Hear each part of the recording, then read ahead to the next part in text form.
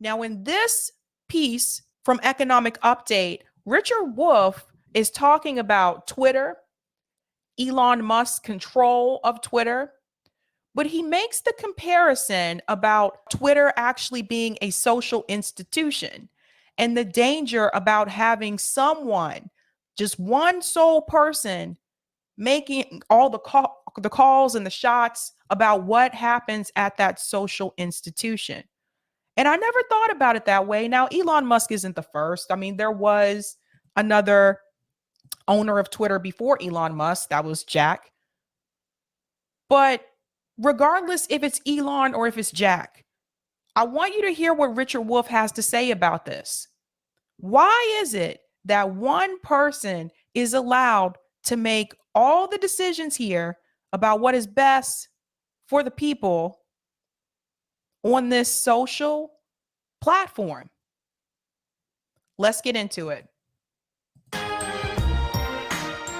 Welcome, friends, to another edition of Economic Update, a weekly program devoted to the economic dimensions of our lives and those of our children.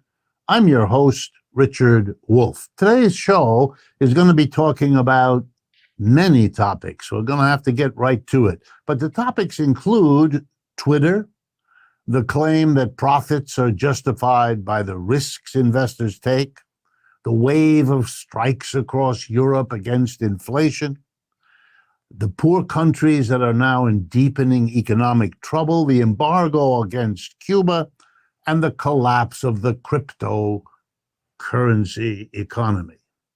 So let's get right to it since we have a lot to do. The scandal around Twitter and its purchase by Elon Musk raises a number of important questions that are not getting the attention in the media, and that's why we're going to talk about it now. The first and the biggest problem is this. Twitter is a social institution. It's the way millions of people communicate with one another, all kinds of important information. As a social institution upon which our society relies, it is a very serious challenge to democracy if one individual is controlling it, deciding what we can and cannot communicate, how, when, where, and at what expense. Let's talk about that part just for a second.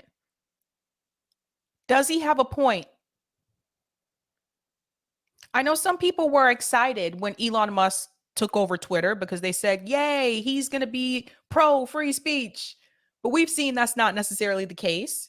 People are still being banned or being suspended, these temporary suspensions as well, under his leadership. But I've been thinking about this, and I have noticed some things.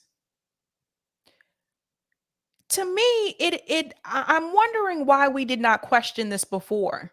Why is it okay for one person to decide what we can and cannot say on a platform and who should stay and who should go? Why is that okay?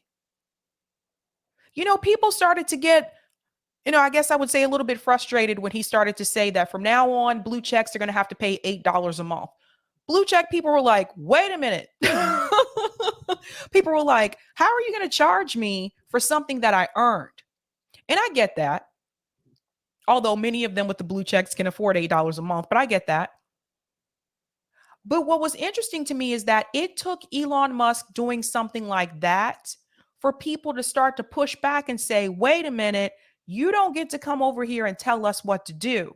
Who are you to tell us we need to pay you for something that we've earned? And then people started criticizing, like, this is not good for him to own this. But the bigger narrative should have been, especially after listening to what Richard Wolff said, the bigger narrative should have been, it really wasn't okay for one person to have that much control over a social institution to begin with. We should have some say. Think about it. It's our text, it's our data that they're using. There's nothing in it for us. Twitter is not a public utility Do we get any dividends from this? Same thing for all these other platforms. Facebook, Instagram, TikTok, same thing. We should have been questioning this from the very get-go. And Professor Wolff is going to bring it home. And when you realize that Mr.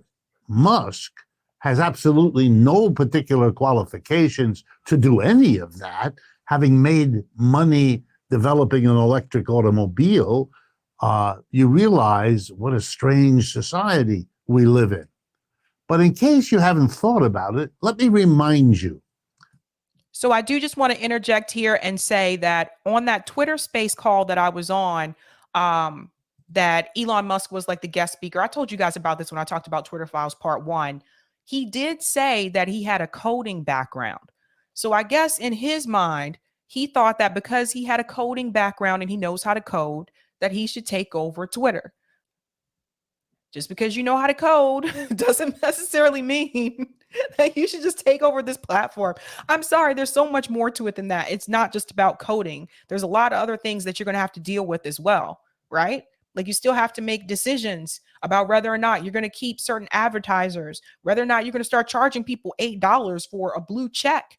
So that was something that I did notice when I listened to Elon Musk on that Twitter space. It was like in his world, he was just telling everybody like, well, I had some coding experience. And so I said, hey, how about I just go ahead and buy Twitter? And then I realized something like, this is really how he thinks. This is really how he thinks. He just comes up with these ideas that may or may not work, that may cost a lot of money and just bomb in the end. But it seems like he doesn't go through the logistics and the steps and the planning. I have friends like that. You guys ever have a friend? They always come up with great ideas. Great ideas. Let's do this, and that. But then when you ask them, okay, cool. What's the plan? How are we going to do it? They don't know. They just want it done. Some people are really good at coming up with ideas. And then there are people that are really good at executing those ideas. What I wonder with Elon Musk is the executing part. He comes up with a lot of ideas, but it seems like sometimes he doesn't think them completely through.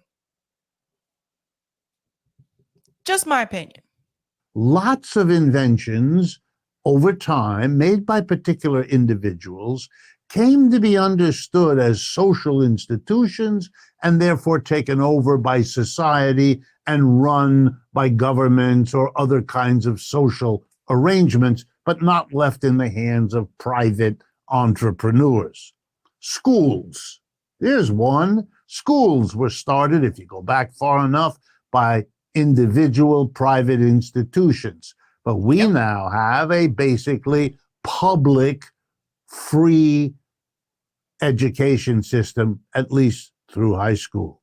That's right. Hospitals were once private institutions driven by the profit of those who ran them, but many, many are now public. Roads, bridges, harbors, trains, soldiers, police, garbage collection, postal systems. You get the picture? Twitter is one of those, and it ought to be run by people collectively in communities and subject to governmental and community control. In other words, Twitter ought to be a publicly controlled utility, just like all those others are, and not. I agree 100%. So we brought this up multiple times, right? We've talked about this: Google, YouTube, Facebook, Instagram, and of course, Twitter. I don't know about TikTok, but we've talked about this before. These should all be public utilities. Think about this, guys. Would these platforms exist without us? Would they? No. Listen, these platforms, they need us in order to exist. If all of us left Twitter tomorrow, would Twitter still exist? They would have to shut it down. Same thing with Facebook. Same thing with Instagram. If everybody just left, these platforms would have no use. So what does that tell you? We should actually be demanding something from these platforms. They're using our data. It's our words, our videos, our pictures that we put on Instagram and Facebook. Without us, none of these platforms exist. So why aren't we making some type of demand towards some of these platforms, these tech companies, for using our data? Where's our dividend? Where's our money? Why aren't we getting anything out of it? Because it's not a public utility. It is privatized.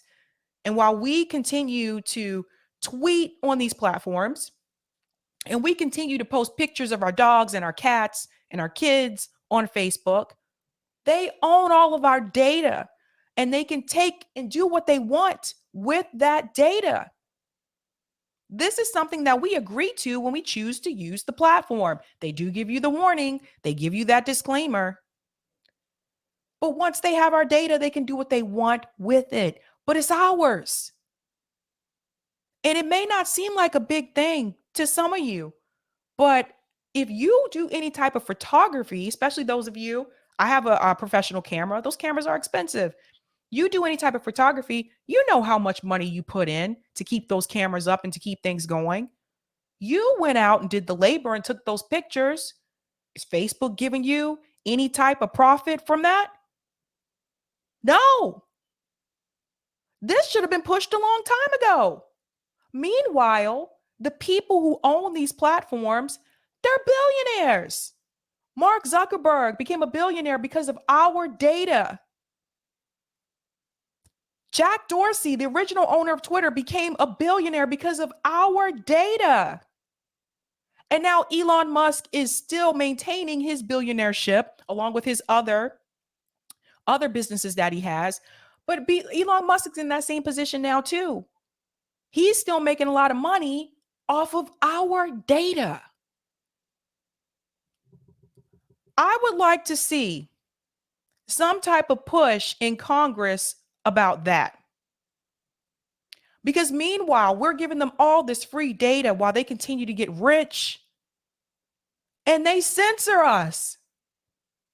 We give them our data and in return, they censor us, they suspend us, they remove our videos, they remove our tweets, they remove our posts. Why? They control the narrative, even on these platforms. It's not just mainstream media. They're trying to tell us what is acceptable and what's not acceptable. We have to be careful about what we say, and they continue to get rich. I mean, I told you can learn a lot from Economic Update. But I'm honestly sitting here and I'm asking myself, why weren't we thinking about this 10 years ago? 10 years ago. Something to think about. Not run as a private profit. When you add that Mr. Musk clearly did not understand what he was getting into, having fired thousands of people, having threatened that he may go into bankruptcy when he had a charge of this quite powerful and successful institution, only makes it all worse. There should be no allowance for this. Give the people who develop Twitter some money if that's a reward for coming up with something useful, and then run it for the public, by the public, of the public, which we're supposed to stand for, but which Twitter is a mockery of doing. Okay. And now it's gotten to the point where some people, I guess not so much for Twitter, but for the other platforms where people are making a lot of money off of, like these Instagram influencers. Some of them make a lot of money on Instagram, right?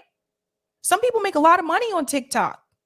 I'm on YouTube, but I ain't making that money. I'm not making what they're making. I'm seeing what some of these influencers are making on these platforms.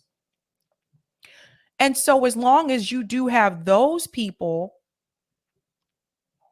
I don't think I don't think those platforms will ever see that they really need to give us anything for our data. And I wonder if somebody has brought this up in Congress. I wonder if somebody has pushed this forward. I mean, this is huge, you know? Like I said, they continue to censor us over and over again.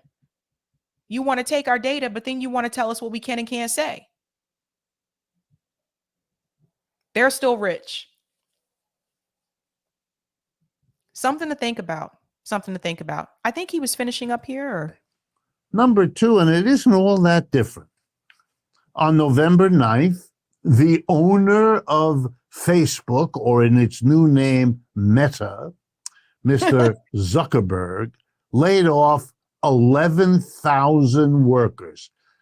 First of all, let's get that clear. One person figuring out what's profitable for his company wrecks the lives of 11,000 people. And this is another point I want to bring up as well.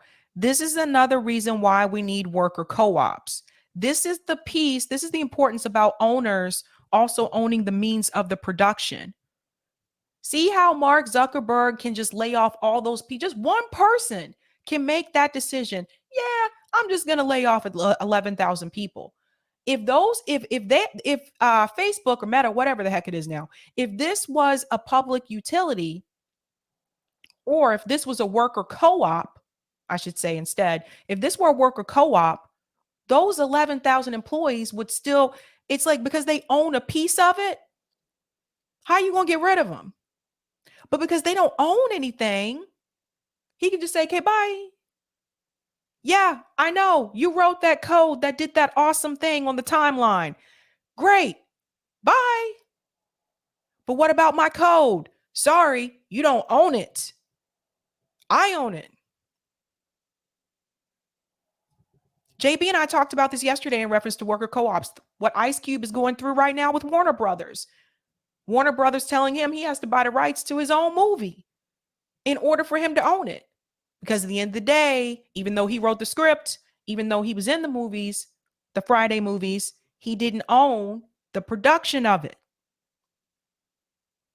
Hopefully this can be a lesson to a lot of us. You know, you can create something while you're at a company. Put your blood, sweat, and tears into it. But at the end of the day, if you don't own a piece of the company, you don't own your work. Not just the 11,000 who lose their jobs, but let's go through it. Their spouses, their children, the communities that depended upon them. What happens to all those people? What happens to their lives, to their kids in school, all the rest of it? Smash, chaos, no one cares, no one does anything. One man's decision. He's obviously made lots of mistakes in his life. Those are bad enough. This one costs 11,000 people their job, if it's a mistake, which it probably is. Wow. But I want to focus on a particular point.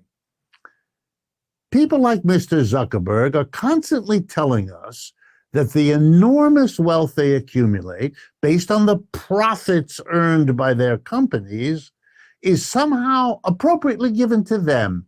And why? Because they took a risk. Let's be very clear here. The capitalists tell us they take a risk, and the profit is the reward to risk. If our capitalist also works in the company he invests in, well, then he gets a salary for that. Work gets you a wage or salary. Risk gets you profit. That's what they want us to believe. But it is, if you allow me, BS. Why?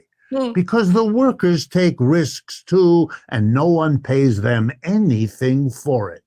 The worker who goes to work at Meta or Facebook may have traveled enormous distance to take that job, moved her family across the country, moved her kids in and out of school, disrupting their lives, made a decision to take out a mortgage to own a home.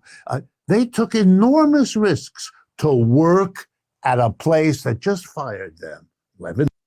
And don't forget about the people who were considered essential workers that took those risks during the pandemic as well. 1,000 of them. They took a risk. And you know, there's a difference. The risk a worker takes is that the people who run the business will make a mess of it, like Zuckerberg, and that they'll get fired. Whereas Mr. Zuckerberg, who takes a risk, is in charge of the business he's risking his money in. He has some control. The worker has none. And you know, if the business goes bad, the employer, Zuckerberg, can ease the problem for himself by firing the worker. But the worker, for the risk he took, he can't fire the boss. That's what the word boss means. So here, I've only seen that happen once in my lifetime, and that happened here in Massachusetts. There is a grocery store chain here called Market Basket. Probably one of my favorite places to go to. It's pretty cheap. It's cheaper there than some of the other grocery store chains that we have here. A couple of years ago, the Market Basket in, I believe it was the one in was it the one in Somerville? Oh, shoot, I forget. It might have been multiple ones. Anywho, a couple of years ago, the employees at Market Basket, they found out that the CEO, the owner of Market Basket, was being removed and they were going to bring in someone else. Well, they didn't like that. So the workers basically said, yeah, we're not coming back to work. This was huge, by the way, because Market Basket, like I said, is pretty much the cheaper grocery store option here in Massachusetts. So a lot of people like to go there because it is cheaper. And the workers made demands. Imagine that. The workers did not want their boss to be removed because apparently that boss was very generous towards the workers, used to give them bonuses for the holidays, apparently gave them gifts as well. So they were like, no, you are not going to remove our boss. Like, apparently he wanted them to be like a family. So it was that type of working relationship where the employees actually really did like their boss. So the employees got together and said, you remove him, we're done. So they were just like, yeah, we're not going on strike. We're not going to come to work. So some people will say, well, you don't get to pick who your boss is. Well, apparently, in some cases, you can. And Market Basket here was that example. They said no. And so you know what happened? Their boss was brought back in and they came back to work. But I've only seen that happen once in my lifetime. Here we have it. In capitalism, capitalists get rewarded with profits for taking a risk. Workers, they get paid for their labor, but what do they get for the risk they took? Nothing. That's not a system that's fair or just. It's the opposite. That's right. All right. I think that's... And now the last of the first half program's updates. In Greece and Belgium. Yeah, we're rolling out, Rich. We're rolling out. Okay. So you guys see the point that Richard Wolff is making? You see the point? It is very dangerous for one person to make all the decisions. And this is another thing, like for people who like to demonize socialism. Okay, let's not call it socialism. Let's call it something that maybe they can understand and relate to. One person to rule them all. One person to tell everybody what to do. One person to decide who and how many people will be fired or laid off. One person to decide how much money you're going to make. One person to decide how many hours you're going to work throughout the day. One person to decide whether or not you can take time off from work. Maybe put it in those terms when you're talking to people who are against socialism, and then explain to them, what if I told you, I'm channeling my Morpheus here, but what if I told you that you could prevent that if you were a part of a worker co-op? Maybe that's the way we should explain it to people instead of coming out with the word socialism, because it turns, some people will run off as soon as they hear that word and they won't listen to what you have to say, even though they may end up agreeing with you if they heard you. Something to think about. Ace Matic, ACO Matic. I think that's how you say it. They've tried to get all these cable and phone companies to be public utilities for decades, but they can't get them. I've heard about that before too. I don't know how much it would be, the push would be now for, I don't know, people getting rid of cable. So I don't know about that one. Thank you for the super chat, Larez. One of the reasons for UBI is compensation, for our data. It's a good point. Thank you for the super chat, Roger Meadows. One person to decide your worth and what to pay you, and one ring to rule them all. That's a little bit of Lord of the Rings for you, if you haven't seen those movies. Arthur, Sauron was a crony capitalist. Yes. Sauron lost his mind. Don't say his name too loud.